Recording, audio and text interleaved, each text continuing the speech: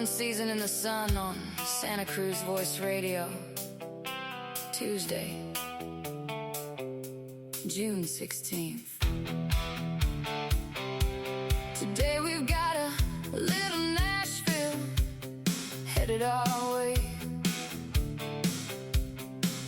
Mary Kutter joins us live. She writes songs with a little dust on their boots and a whole lot of story behind them. We'll talk about the music, the writing, the road she's traveling, and how she's building a career one song at a time. We'll hear about where those stories come from, how someone so young can write with so much depth, and what's next as her career continues to take off. So grab that coffee, settle in for a spell, and spend part of your afternoon with one of country music's rising voices. Mary Cotta is coming up next on One Season in the Sun on Santa Cruz Voice Radio.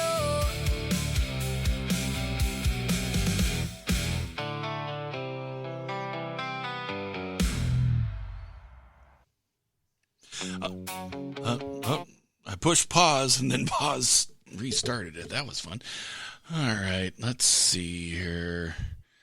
All right, well, a couple things going on. We do have Mary Cutter coming on here at 4 o'clock her time, 2 o'clock our time. That's going to be fun. I've been looking really forward to this. Let's talk about some of the other stuff first. It is, oh my goodness, 69 in Monterey, 71 in Santa Cruz, 78 in Hollister, 72 in Salinas, 67 in San Francisco, 87 in San Jose. God, I'm glad I didn't have to go there.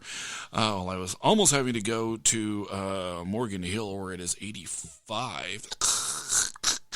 It is 86 in Gorman. That's because it's a lot closer to the sun than us. And it is 80 in Anaheim, which Gorman is on the way to. Let's see. This weekend, Giants are just kind of going a little on the, I have no idea what the heck to make of this team right now. Giants 29-43 after not playing last night, beating the Cubs 5-1 on Sunday. We were there. It was a good all-around performance, but that is conversely to Saturday getting 7 hits, giving up 11, giving up I think 2 runs on an error, 2 runs as the long-term result of an error, and losing 6-1 on Saturday. And then losing 5-1 on Friday, not taking advantage of 2 errors given to them, and it's just been a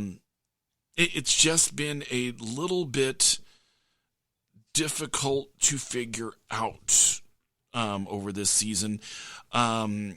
We were sitting here talking in the press box on Sunday about who is not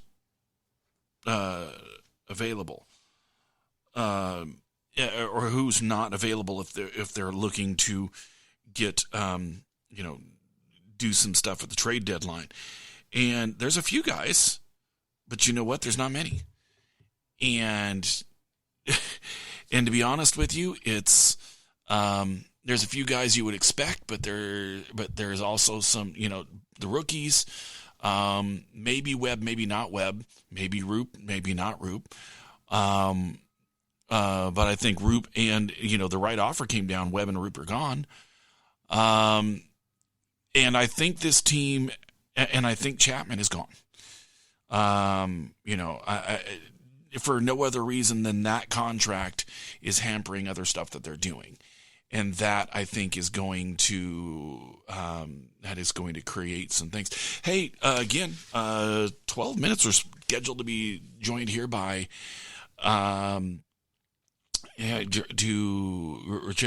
scheduled to be joined by one of the artists I'm really a big fan of, Mary Kutter, and so we are going. And so with that, hey, share the live, get some more people in here before she brings half the world with her. And so that's that's for sure gonna be a thing there. I went out to the Monterey Bay Sirens on Saturday, 7th game. For them, 18 goals, 4 goals against on the season, including one in extra time to break a 2-2 draw and pull out a win, the 6th win in 7 games. Draw is the only blemish on the season. And just to be honest with you, this is a team that in a league where all you can do is either hold on here, I'm trying to figure out what's going on here.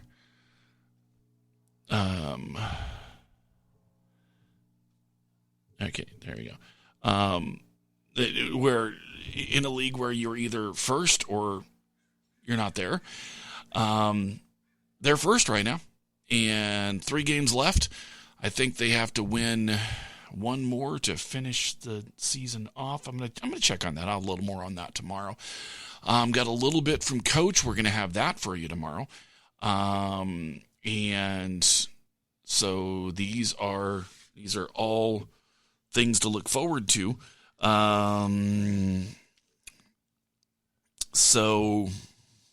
Yeah, so that's kind of what we got going on here today. World Cup, had a friend of mine was standing there talking about, how much they are really getting into the World Cup. But my thing is that I'm not, when you have a team like, and I had this, sorry, when you have a team like Cape Verde drawing Spain. Playing for a draw just to get through is not any sort of fun sort of football. I mean, and all right. Okay, so I don't know where Kent from Greater Omaha is. I'm going to figure that out real quick here. Here's what I is going to do. I'm going to was busy working with Lucy doing some writing stuff this week. They have a fun little. She has a fun little song to sit there and hit us with. So let me figure out where everybody is, what's going on here. And we'll be back in, what is this? It says 4 minutes. Well, let's see what happens. All right, here we go.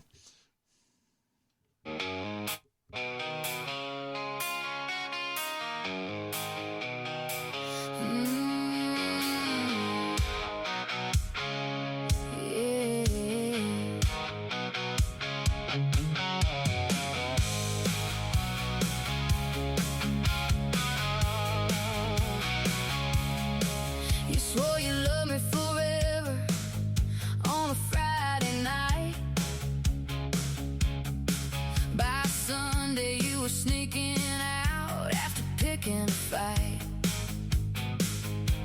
on your mama's lie. You sold me that line. Turns out you're just better at lying than I am at reading the signs. I ain't proud of the thoughts running around in my head. Last guy who crossed me, they ain't found him yet. I ain't saying I'd do it. Don't bet that I won't. 'Cause I kinda wanna show you my crazy side.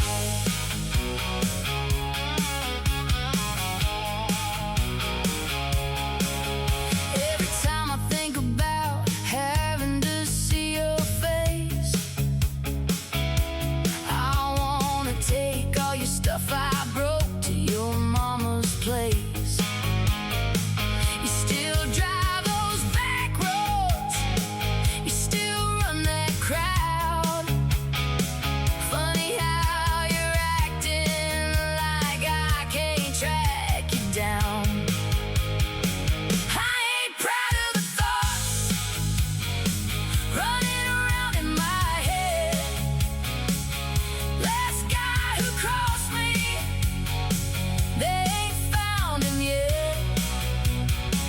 I ain't saying I'd do it, wouldn't bet that I won't, 'cause I kinda wanna show you my crazy side.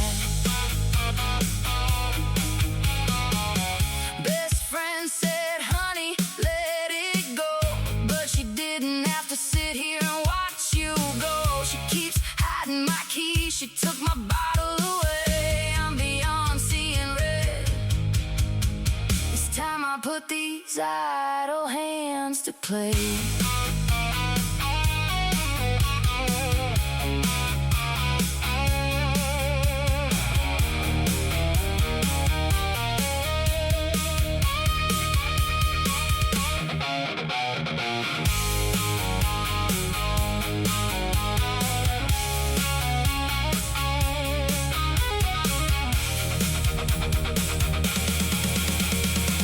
I ain't proud of the thoughts running around in my head. Last guy who crossed me, they ain't found him yet. I ain't saying I'd do it, don't bet I'll hold it inside. And baby, it's about time you met my crazy side. And baby, it's about time you met my crazy side.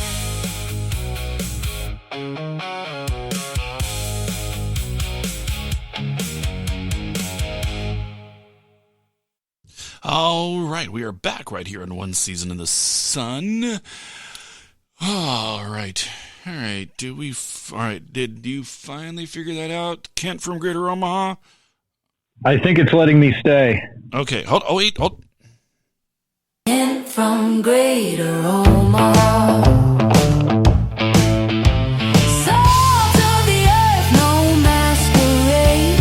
Gets uneasy around the black Escalade. It's Ken from Greater Omaha. Ken from Greater Omaha. No. All righty. So we haven't got any. Wow. Well, we're not going to do new stuff today because we're expecting our esteemed guest here. Oh, here's something I got to. Okay. So, Enzo just kind of disappeared somewhere. Apparently, somebody was like willing to hang out with him last night. And so Darla and I are looking at each other. Let's go for a ride. All right. So we go for a ride. Okay.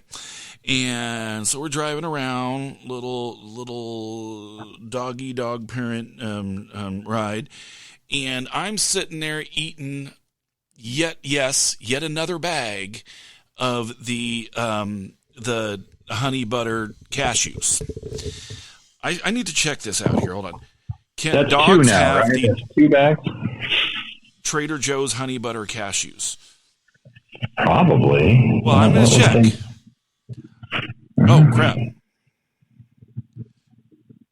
Okay. Okay. Okay, so it's like the Oracle has said, I wouldn't give them a lot of them, but it's not like they're horrible for them. But yeah, cashews are fine. But yeah. But here's the thing. She smelled them. She came over in my lap and was like, "Excuse me, sir.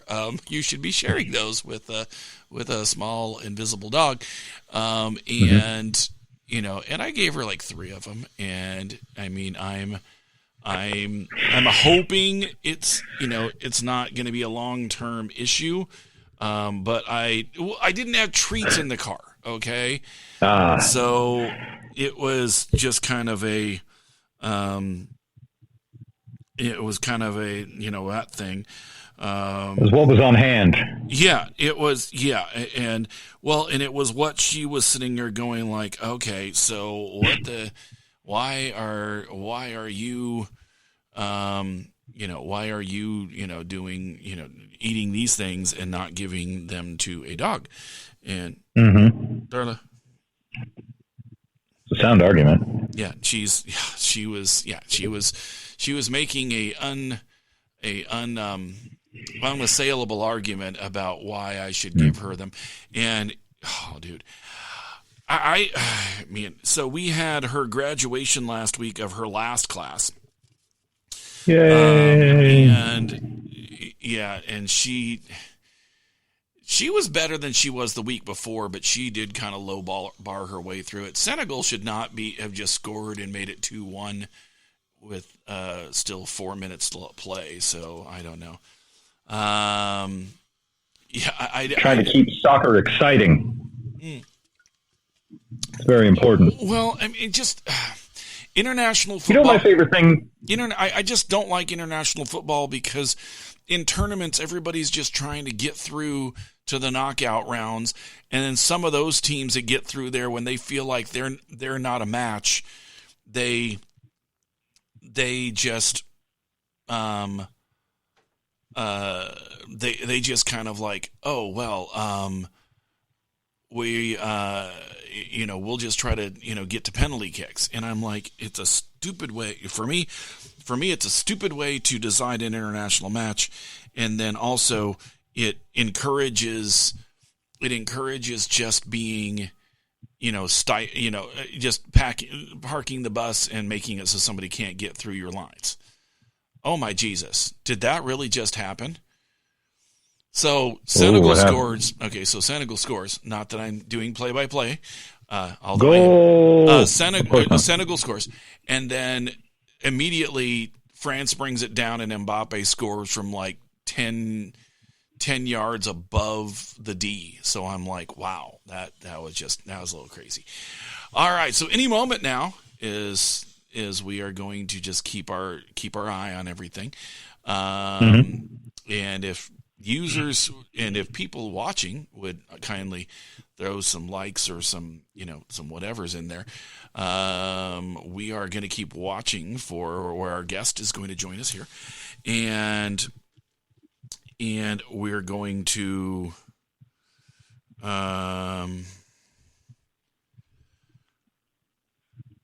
probably a bigger guest than when we had Anish Kapoor on. Yes. Well, yeah. I mean, or whoever he is today. I'm trying to be accurate. That's how he identifies himself. Yeah, he identifies as. I'm trying to be with it. I'm trying to be with the times. Yeah. Okay, so 3 coated cashews are a small amount yet. Factors no symptoms. Thirsty from salt. Yeah, she's fine. Well, that makes sense. Yeah, she's not having. Aren't dogs already inherently pretty thirsty? Yeah, she's not having any issues. So there we go. All right, there we go.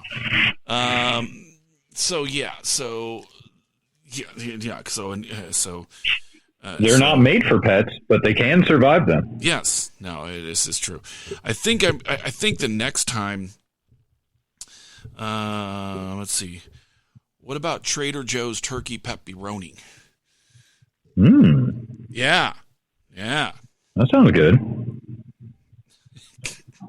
Hey, how you doing? Oh, we are doing Welcome. Fabulous. We are joined here by new friend of the program, Mary Kutter, all the way from Nashville. She thanks for joining us here. What's going on with you today? Let's start there. Man, I'll tell you what, I literally just walked in the door. I just got done with my writing session. I was writing on Music Row today. Now, have you been in Nashville? Yes, I have. Well, you know about Music Row, and so I literally just wrote this crazy song. I can't wait for you to hear it. It was a really good day. Well, good. First off, you got to get out this way a little bit. You got to get out to Cali, and when you do, I'm gonna be hitting you up for being on the list because I can't wait. dang it, I've seen videos there, but of you doing performances out that way, but I'm kind of like, I'd not been able to get out that way to do that. So how much? So let's just kind of start there.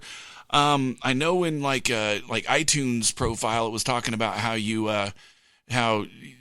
were identified by your piano teacher as a singer. Talk to us a little bit about that, because this sounds like it's going to be better out of your voice. Well, I'll tell you what, you never know what's going to happen, but whenever I was a little girl, so I grew up in Kentucky, and my mama, she thought it would be good for my brother and me to take piano lessons, I should say. And anyway, I was a little girl. I was 6 years old, and my piano teacher, she had cats at her house, and one of the cats had a litter of kittens. And what we would do every week, my brother would be taking his lesson, and I would just hang out. Then, he would hang out, and I would take my lesson, right? Well, anyway, it wasn't my lesson time, but my piano teacher, she heard me singing to the kitty cats, and she was like, "Oh, this girl can sing." And she said, "Come in here, Mary." And she sat down at her piano.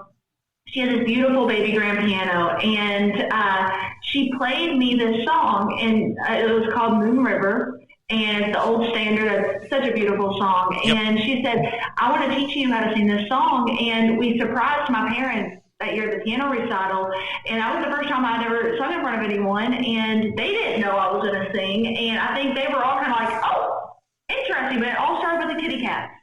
There you go. Well, and that kind of starts. That kind of starts from everywhere. I mean, yeah, for me, I got kind of forced to start playing piano when I was 5, and it's just like, but I hated it for years, but then eventually I've never been homeless because I played piano and guitar. So it's like there were some times I was close to homeless, but I could always get a gig and get something paid. So I get that for sure. When did you start writing? Is something because it sounds like some of the stuff you have is from remembrances of long ago, but then some of it is like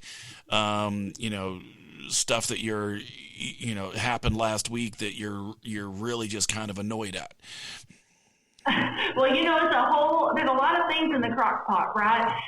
What's kind of crazy is I actually kind of got my start in Nashville writing songs for other artists to sing. That was how I was making my bread and butter for years whenever I moved to town. And gosh, that's when I would say, I started writing professionally, or you're trying to make your bread and butter. But man, back when I was a little kiddo, I was always writing things down. I don't think I knew that they were technically songs, and maybe they were more poems than songs. I don't know, but I was always outside. My parents, they really believed in the whole thing. When it's summertime, they throw us out and say, "Don't come back till supper time." And literally, we'd be outside all day. And, I'd be playing with my doggies out on the farm, and so I was a little girl.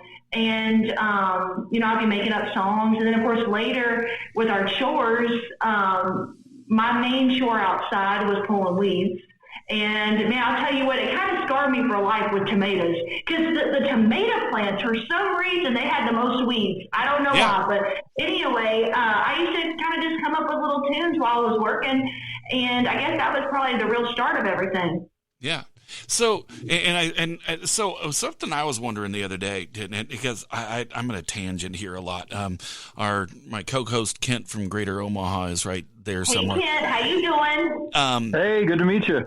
And you too, something I was noticing the other day. So I cannot help but notice them very dangerous nails you got going on right there. Yeah. Are those ones that come off when it's time to get on stage? Do you just leave, or are they just like permanently attached and somebody else has got to play guitar? They're permanently attached until they break. Okay. You know what I'm saying? And I will tell you, they do break. They really do, because this is the problem. I move my hands around like I don't have long nails. It was so funny. I was actually getting them fixed up the other day, and my nail guy named Ben, he was telling me, like, Mary, I saw your video from the other day in Carolina. You had your drumstick. You were beating the drums. Like, no, sit down. And so it's always a dangerous situation. But I will say, I kind of learned how to play the guitar using bar chords. And, of course, I took that from Dolly, because she always has her nails long for the most part, on stage. And it's just a different kind of tuning. But it keeps life exciting.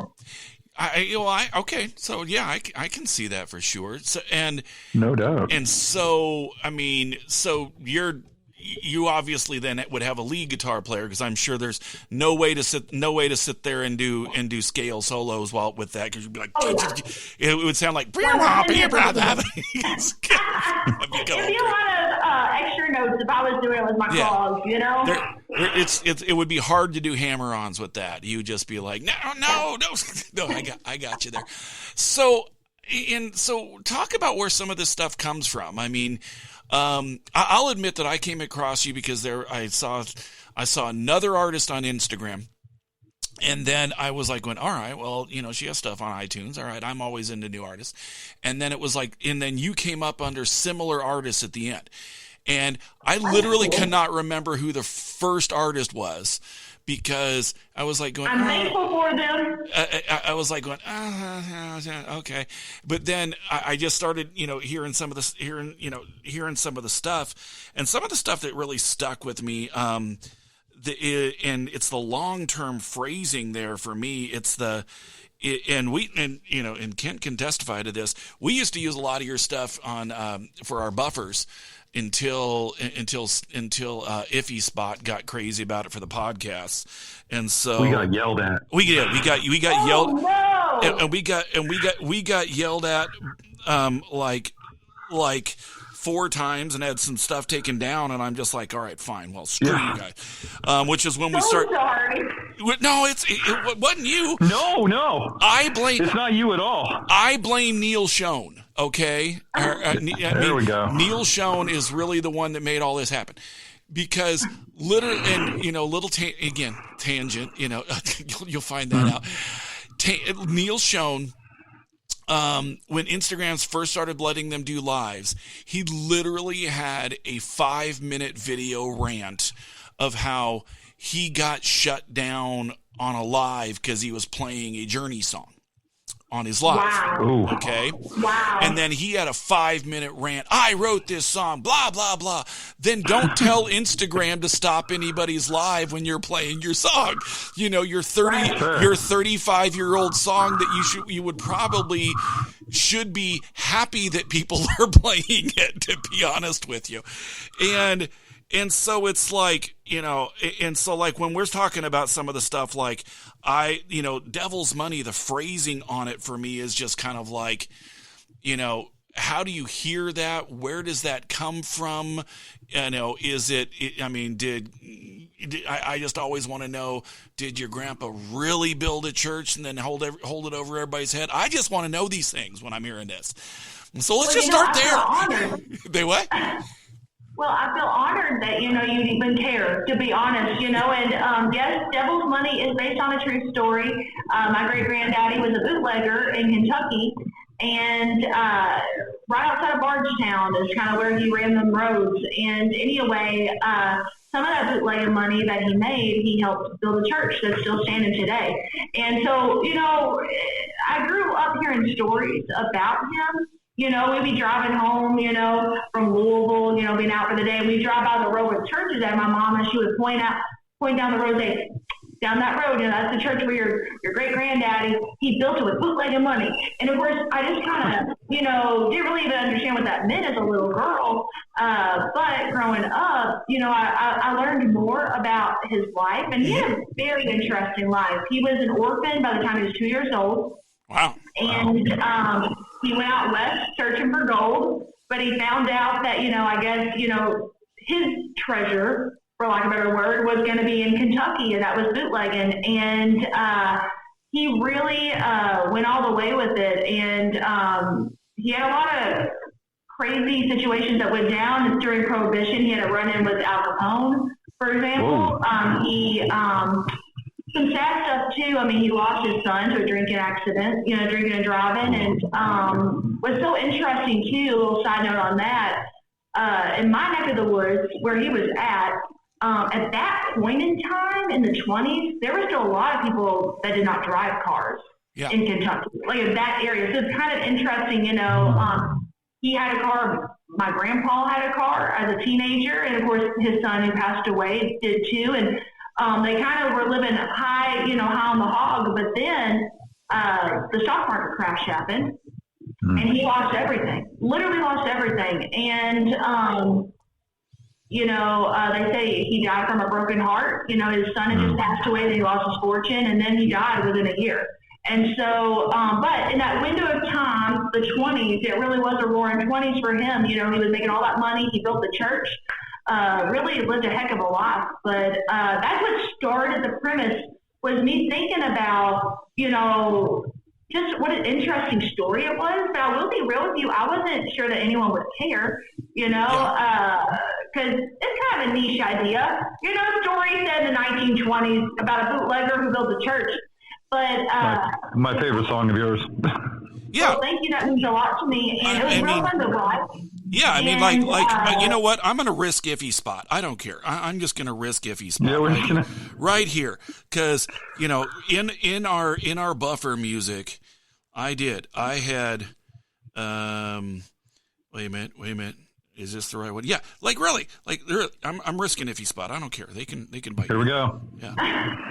Caution to the wind. Caution to the wind. Here we go. The sort of show we are. I don't know why it's not starting here for me. Why the heck? We're outlaws.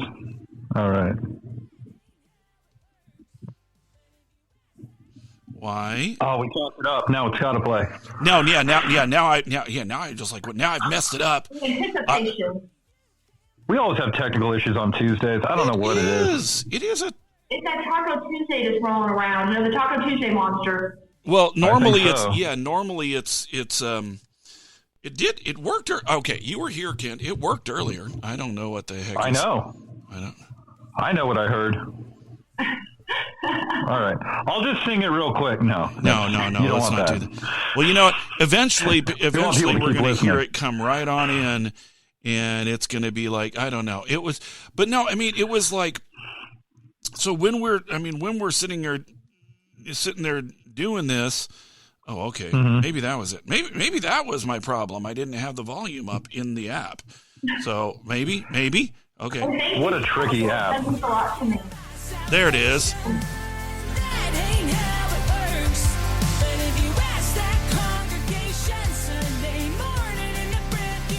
So, I mean, yeah, and so when I heard that originally there, it was just kind of like the phrasing of it really just kind of got to me. And like corn into shine and shine into dollars. I mean, if you're making money on streaming, I'm telling you, half of it's from me because I have listened. That means a lot. I have listened to everything. There are songs that you put on the when you're doing the little pieces on the Instagram that I'm just like going, all right, when are you releasing this? And then and then you don't, and then I'm like, the hell? But that's kind of the thing. So, so when we're sitting there talking about how, so Devil's Money came from a long way ago, but like Truck Around, I mean, is this like, vengeance to an ex-boyfriend, or what's going on here with this? That was such a fun song to write. I actually wrote it on a Halloween, which is kind of interesting. A couple of my friends and I, we got in a room, and instead of, we were eating candy though, I will say that, but we just started kind of playing around with it, and just, we were thinking, what's the craziest way we could just, write this title? And it was a fun song. It's been one that's been really fun to play live as well. Yeah. No, and so how are you, so let's get a little drill down here in a little bit. So how are you able to come up with these snippets of songs so quickly? And I mean, are you doing all the arranging yourself? I mean, is someone else doing it? Who's doing all the recordings? I mean, because there's some, I mean, even in the snippets that you don't put out, there's some polished stuff in there. Thank you, Sugar. That means a lot to me. Well, back around the time of Devil's Money, right before that popped off, I decided, because at that point in time, I was writing songs mainly for other artists, right? That's what I was doing every day. That was my 9 to 5, sort. Every day I would show up and I would write songs but they were for other people to sing. Well, I really had it in my heart that I wanted to be singing these songs. Well, so I started writing on nights and weekends with just close friends of mine, and I decided what I'd do, because I didn't have anything going on, business-wise. I thought, you know what, I'll just get the recordings of what we record in the room that day, just from our writing session, and just post little clips of it online and see if folks like it.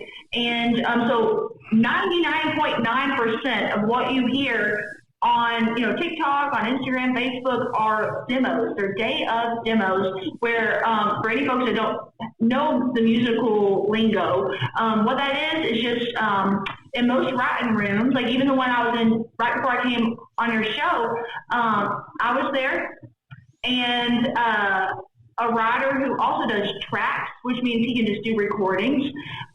He was there, he had his computer, and then we had one more writer in there who's just great with melodies and lyrics. And anyway, most sessions are about 3-4 hours. And first what you do is you throw around a bunch of different song ideas, and you write the song, and then you just record a little simple recording. And some folks, that just means, guitar vocal. For me, I really like to rock, so sometimes there's, some little extra instruments we're throwing in there.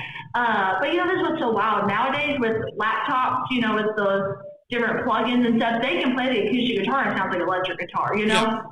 So that's how the arranging stuff would happen. But every morning I get up at 5 a.m., and I've been doing this for a couple of years now. And what I do in the morning, I do a little bit of solo writing before I go for my run, and before I have my writing session with other people, because I always like to have some ideas. It doesn't have to be my song idea. It don't matter whose idea it is, but I like to come in with, concepts, and sometimes I'll have a bunch of lyrics, like Devil's Money, Lord, I probably had like 5 pages of lyrics, just lyrical ideas. I didn't know that Devil's Money was the title. I had it written down, but I wasn't sure if that was the money title or not. But I literally had 5 pages of lyrics. And then I brought in my co-writers and like, hey, kind of a different idea. I don't know if y'all are into it or not, no pressure. But this is kind of what I've been starting on. And they kind of became excavators of sorts, seeing, what's the diamonds and what are just rocks. And that's kind of how the writing process works for me anyway. Yeah. And so and so when you're getting together in these writing things, is it with other singers, with just your band? I mean, who are you getting together with when you're doing these things? Well, and of course there's a million ways to slice an onion. Different artists do it different ways. What I typically do, man, I am so lucky to really have a great group of friends that, like for example, my co-writer Brian Alexander, he's on Devil's Money. We wrote that together. He also wrote The Devil Wore a Lab Coat with me. Mm-hmm. He also is a writer on a handful of other songs. I mean, my upcoming album that I'm dropping, he already has 6 songs on the record, and we ain't even done yet, And that being said, he's in a lot of the rooms. And then, whenever I was writing for different artists in town, I met a lot of people because I was getting pulled into different rooms when folks were like, hey, I want, to have someone come in to help tell my story. I kind of became that girl, whether it was a wedding song or a breakup song or, something in between, So I kind of have a little Rolodex now of folks that, I love writing with that maybe are excited to do something a little bit different, because I do think, music-wise, I might be a little bit different than what other artists are in town. Yeah, because country has kind of turned that corner into having more edge with kind of like the new highway country, I guess, is the new genre, I guess, of it, where it's, where you have you have these guys that came from a rock and roll background, but then found that the storytelling wasn't in pop music, and they kind of, did a little bit of rearranging. And what's kind of interesting there for you, that I look at, is that your legacy so far is mostly singles and not groups. Is that just part of that? Is that you're kind of like, are you just feeling like, I don't know if this works with that in things, or are you just kind of like, I'm putting them out one at a time and I'll decide what the group is later? I mean, how is that kind of going there for you?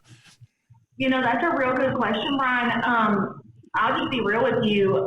Leading up to this point, because I just signed my record deal just at the top of the year. We announced it in February, mid-February. Prior to that, everything I was releasing, I had to pay for the recordings, and I guess you still kind of do with record deals because you pay for that. But it was just the most cost-efficient kind of thing. And what I was doing was I would, remember post those little day of demos, and if there was a song that seemed like folks liked, I was like, you know what? I call up my friend that, was maybe a writer on it, and like, hey, can we maybe, let's add a little bit of, cayenne pepper to the sauce, and then let's serve it on up. Let's get it out the door for the folks.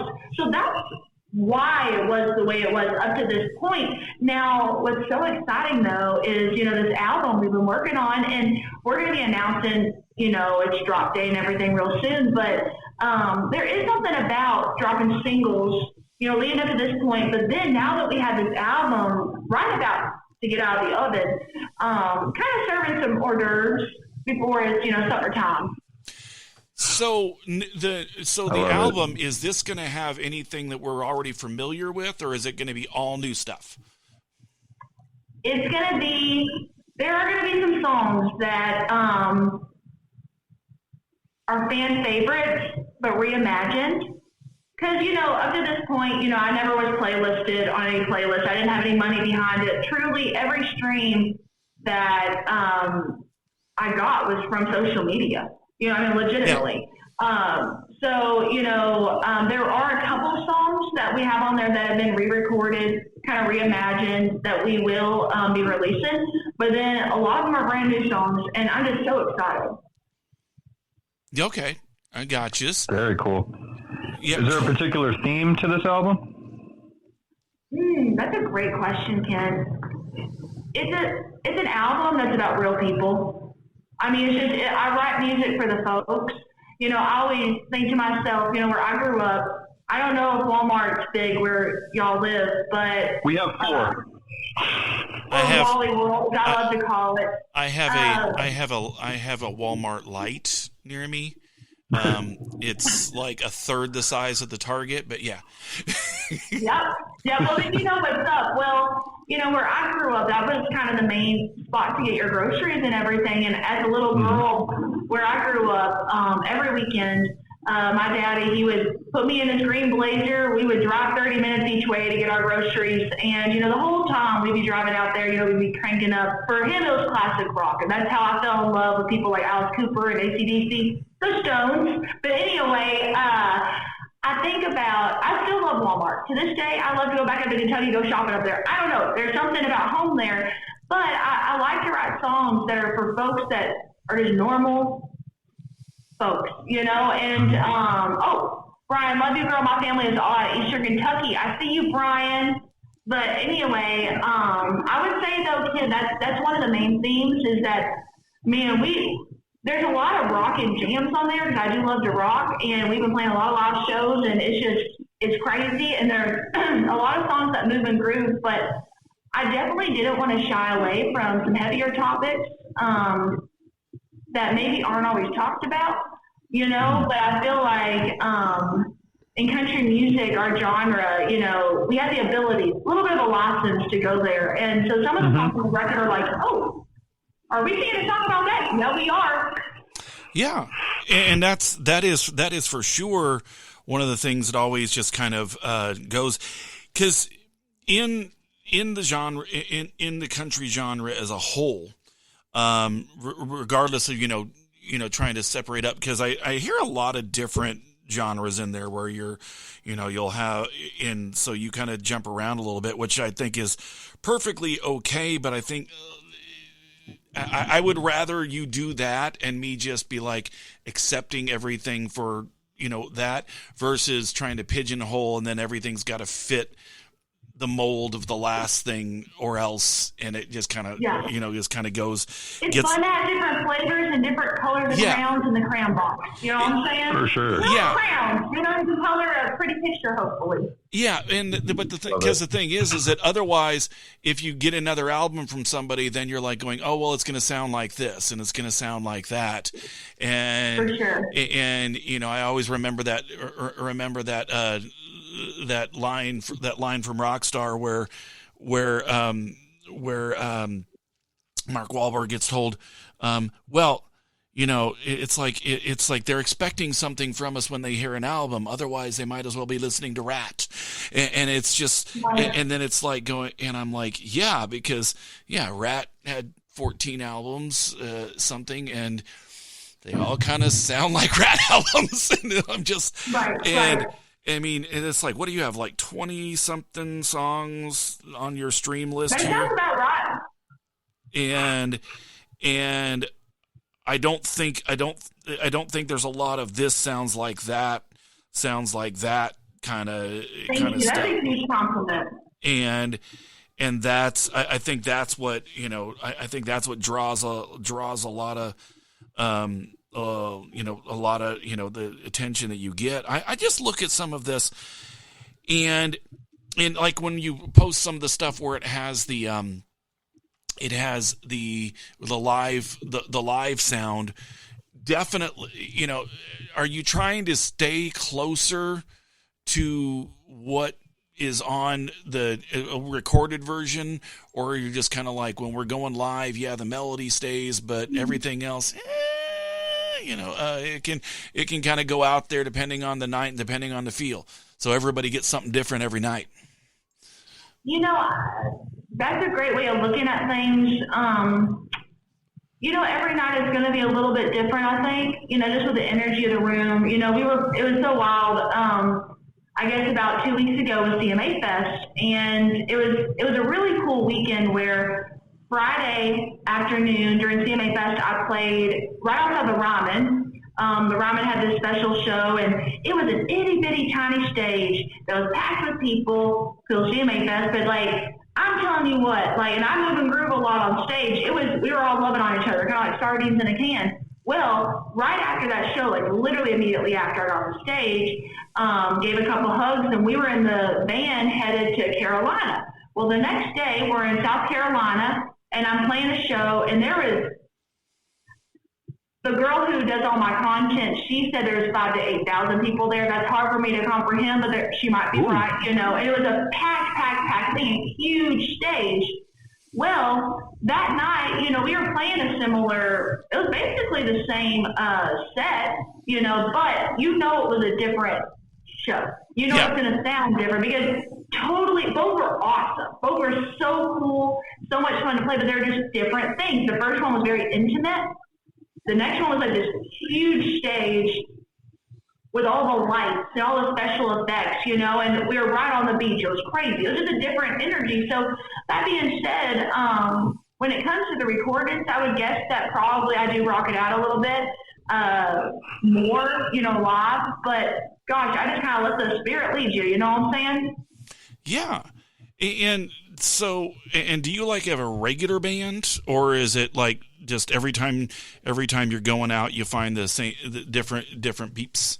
For the most part, it's the same. I mean, sometimes there might be, someone that has to fill in, there's a family thing or whatever. But, and JD said, did your sunburn heal yet? I think so. It's kind of turned into what happened, Brian and Kent. So, the day of the Carolina show, we had to get there at 8 a.m. for our sound check, but we didn't perform until 8 p.m. Okay? Ooh. So we do our sound check. It was awesome. And I'm thinking to myself, I'm going on Myrtle Beach. You know what I'm saying? Like, and I've never been there before. I was like, I'm going to walk all day. So I literally, and I kid you not, walked for several hours literally just walk on the beach. I got like 26,000 steps that day. Nice. Anyway, it was all before the show. Anyway, well, right before it was time to go on stage, I lifted up my hair because we were putting the little in-ear pieces on, you know, so we could hear the music. And my band's like, oh my gosh, your neck. And I had a big old sunburn, but it's okay now. Thank you, JP, for asking. Yeah, that was kind of the thing. It's like, I knew you had a sunburn. Whoever's doing your content shares a lot. Yes, you're not wrong. I was just you're like, not wrong. It was kind of crazy, but yeah. You know, it definitely keeps life exciting though, different. And I realized, you know, I was telling someone this the other day, my mama actually, I was telling my mom about this. I said, you know, right now it's such an interesting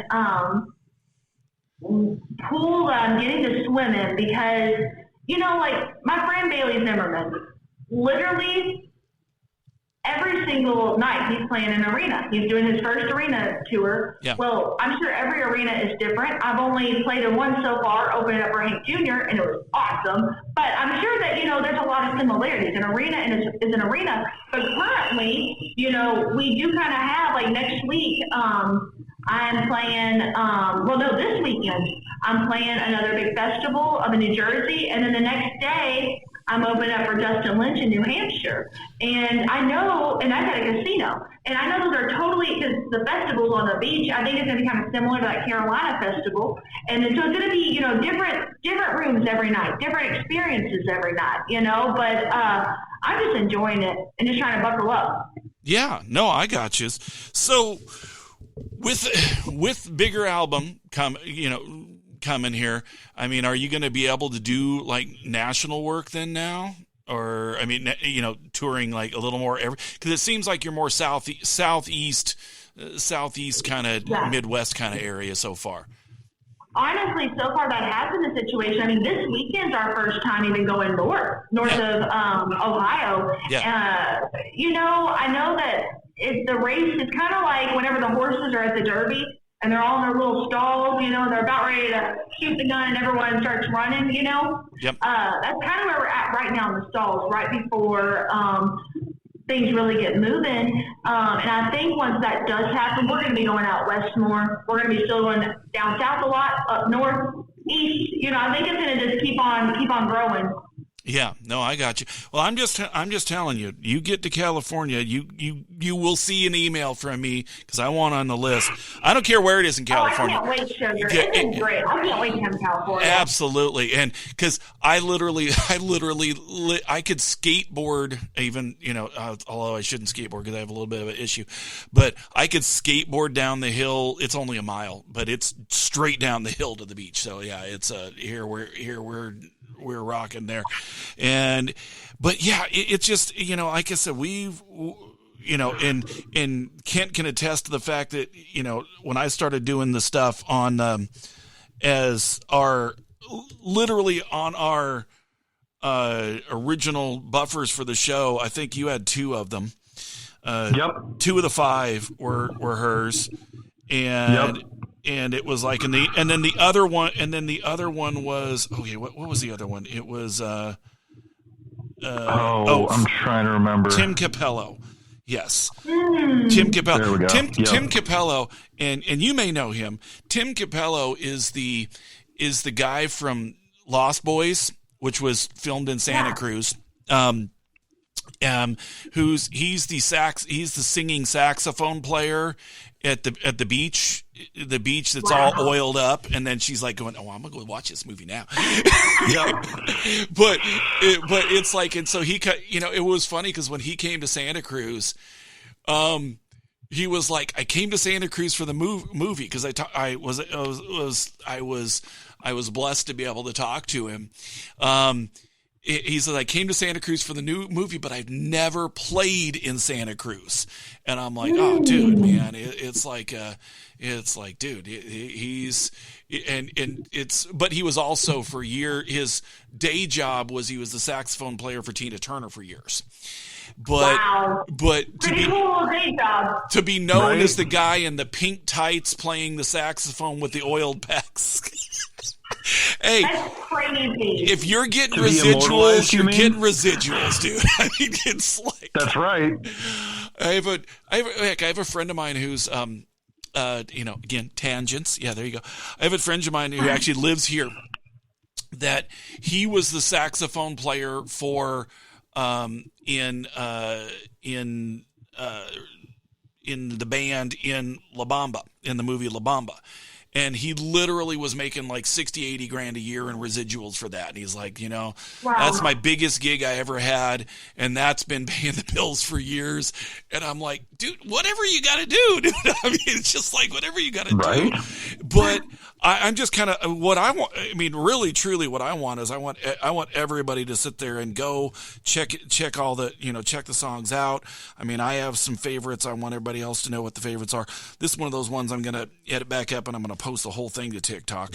But yeah, I mean, it's like, it's, you don't seem to try to drill down one thing. It's like everything just a different, I'm not going to build off this or I'm not going to build off that. Because in my writing, I always found like, I didn't finish a song, so there's like 3 more, and it's or do you just like start fresh every time you're trying to put a 4-minute thing together? It kind of depends. I think I definitely have went down bunch trails before where I'm obsessed with writing like, around, a certain type of musical thing or concept wise. Last year I definitely wrote a lot of songs about things that, I was observing around the world that I wanted to change, activist songs. I kind of went on a little spell there. And then I realized, am I writing the Nebraska album before the first album? That probably isn't the good thing to do. But, Kent's in Nebraska. He'd appreciate that. I'm in Nebraska. I love that album. I love it too. I think it's great. He'd appreciate I think it's so great. Yeah. And so, I mean, when was the first time you really got noticed by labels? Because I know you've been playing the Strip there quite a bit over the last couple of years.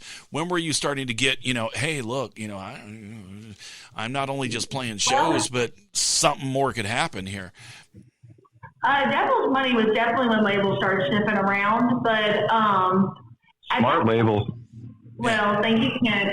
It's kind of an interesting time, though. When Devil's Money popped off, it was, okay, I'll rewind. In 2020, hey, when TikTok blew up. I'm just gonna start right there. See, Kent, I told you she tangents too, so she just fits right in. There you go. Keep going.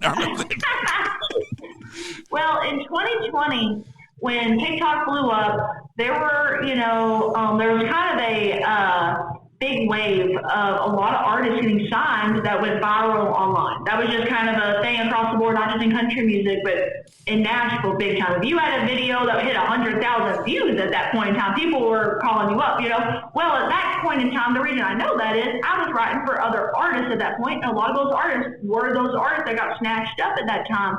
Well, unfortunately, in the next couple of years, that next 3-4 years, some of those artists worked out. Like Bailey's a great example. He's killing it still. He wasn't just a TikTok act.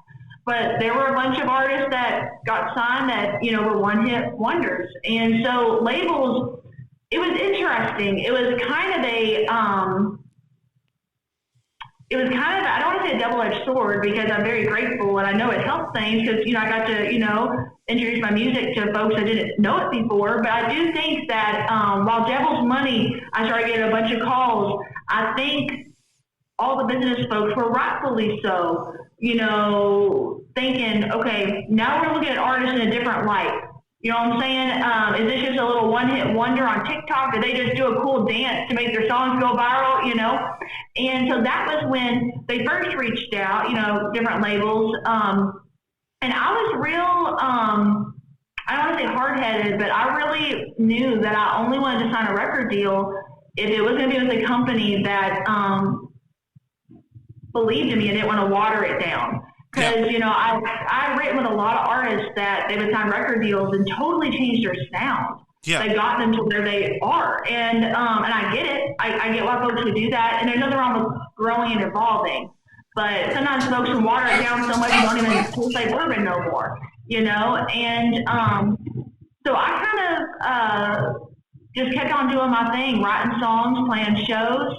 And folks kept on knocking. And it was after the Devil Wore a Lab Coat that it really started making things very easy for me and easy for, I think, the business folks that were interested to see, okay, Mary Kutter is not this over here or this over here. She's right here. Yeah. And that was when it kind of got a lot of clarity. And that was last summer. And at that point, that's when all the deal offers started, though, before that. But that's when things really started moving and grooving. Because, when you're writing and doing some of these stuff, sorry, mailman's at the door, and dog just hates. Your little guard doggy. Yeah, that's right. She's terrifying. Yeah, she's that tall.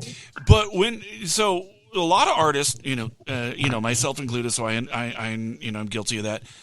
They're kind of like, well, I'm writing stuff for other people, but I'm holding this because if I ever get signed, this is first single off the album. Were there songs like that? I think for me, there was always a couple. I will say though, whenever I was pulled into writing rooms for other artists, it was always very clear, in my brain anyway. Today I'm writing for Alexandra Kay, or I'm writing for Nate Smith, or whoever else it was, And so my brain just kind of approach. It's kind of like when you're making cookies for someone, and you already know you're baking those cookies to give them away. You don't get attached saying you're going to be eating the cookies in Sundays, in front of the TV later. You know what I'm saying? Yeah. It's kind of it's a different thing. But I will say though, Brian, I've heard a lot of stories about folks, Sam Hunt, for example. He had wanted Cop Car to be on his first record. And, of course, Keith Urban ended up cutting it. And, of course, it worked out good for everybody. But, those kinds of things, they get tangled sometimes. Yeah. No, I got you. And yeah, because it's like, yeah, and that's just kind of one of those where they, sometimes you got to feel guarded about stuff. But then I guess the other side, too, is if somebody wants something enough, I guess there's always a price. Right.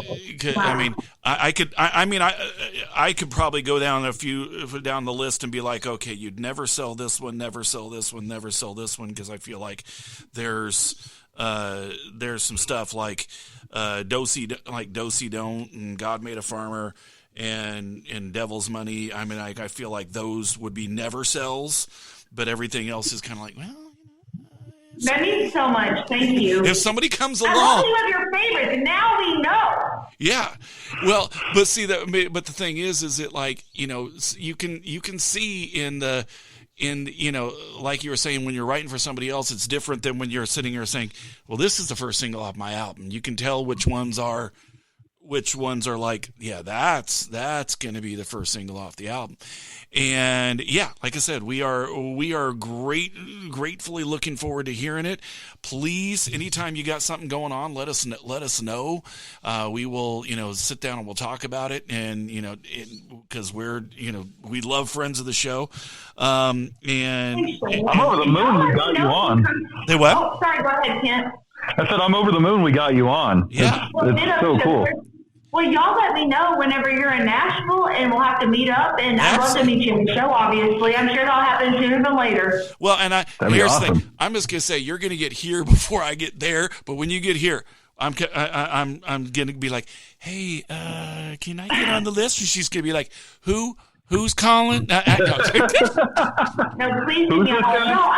I'm so so glad we got to hang out today. It just kind of made my day. There we go. Well, we certainly it was appreciate wonderful. you, and so I'm gonna send you the link of this, of course, and absolutely thank everybody for sticking around here, and we are literally just so happy to have you on today, and we'll be back tomorrow. Hopefully, we'll have This Week in Bubbles. Never know. Okay. She said she had bubble stuff, and then I don't know. You know how bubbles. Like, does that mean she has bubble stuff to bring, or she's not going to be there because she has bubble stuff on a pier somewhere? I don't know. Okay. There's no. You have seen text from Rachel. Rachel does not use punctuation. Okay. That's fair. But we will have Taste Test Tuesday on Wednesday. I have no idea what the hell we're having because I don't know. I don't We'll figure know. it out. But we're going to do all that. We're going to send this out to Mary. We thank you so much, Mary, for joining us. And Thank you so much. We will be in touch, and absolutely we will. As soon as I see California on the list, I'm like going, oh, well, that's in L.A. I'm going. I don't care. I'm going. I'll go down there. I'll go down there for it. All right. So thank y'all for joining us here on this episode of One Season in the Sun. You can, of course, catch us live via audio if you're in the car. Tune in. Look at for Santa Cruz Voice. The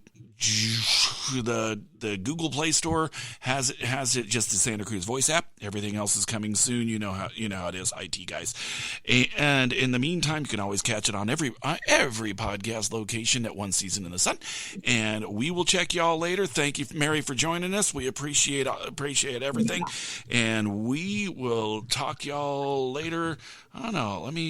You know what? Let me just go exactly how we got into this, and we will buffer on out, and there we go. Full song on the podcast version. All right. We'll talk to you all later. Great meeting you. Great meeting Take it easy. Bye. We do this. This is the version. All right. We'll see y'all tomorrow.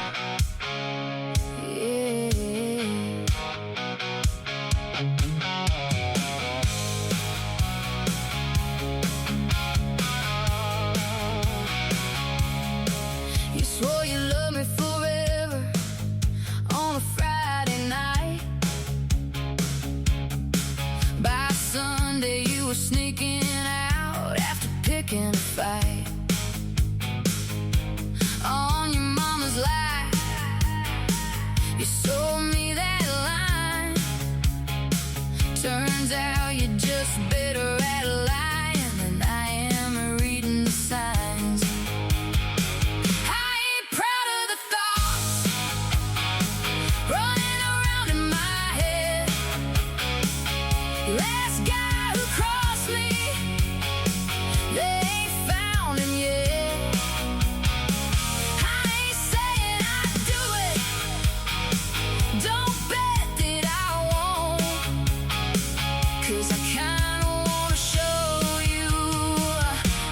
Crazy side.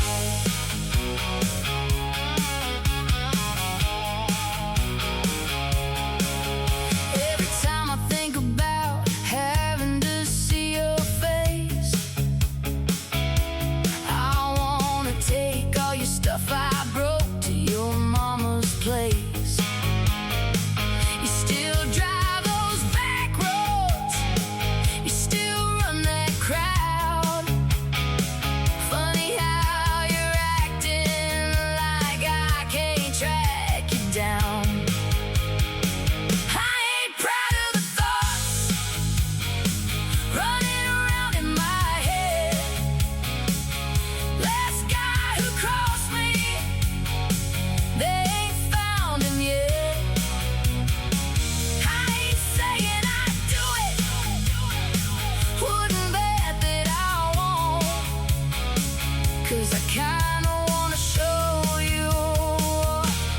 Crazy side.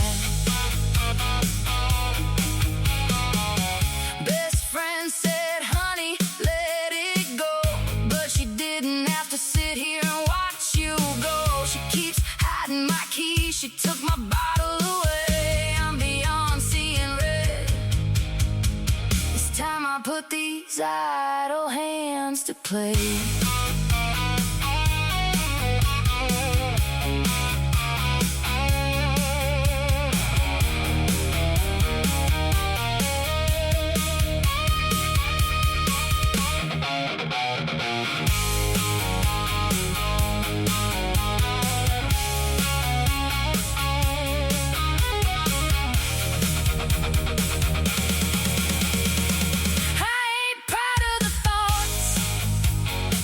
Running around in my head. Last guy who crossed me, they ain't found him yet. I ain't saying I'd do it. Don't bet I'll hold it inside. And maybe it's about time you met my crazy side. And maybe it's about time you met my crazy side.